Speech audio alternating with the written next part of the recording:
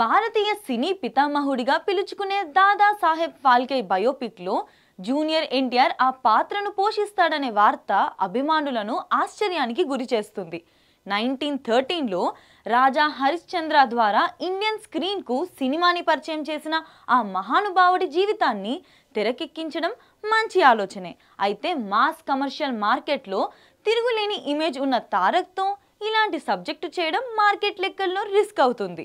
ఎందుకంటే ఇలాంటి ఆత్మకథలు మాస్కి ఎక్కవు. రాజమౌళి, కార్తికేయతో పాటు మ్యాక్స్ స్టూడియోస్కి చెందిన వరుణ్ గుప్తా ఈ ప్రాజెక్టు నిర్మాణ భాగస్వాములుగా ఉంటారని తెలిసింది. దర్శకుడిగా నితిన్ కక్కర్ లాక్ అయినట్టు చెప్తున్నారు. మేడ్ ఇన్ ఇండియా పేరుతో వచ్చి ఈ సిరీస్ని 2023లో లాంచ్ చేశారు. జీవిత చరమాంకంలో తనకంటూ ఏమీ మిగిల్చుకోలేకపోయిన దాదాసాహెబ్ ఫాల్కే 1944లో కన్నుమూశారు. స్వతంత్రం రాకముందే 95 గొప్ప క్లాసిక్స్ని ప్రపంచానికి అందించారు.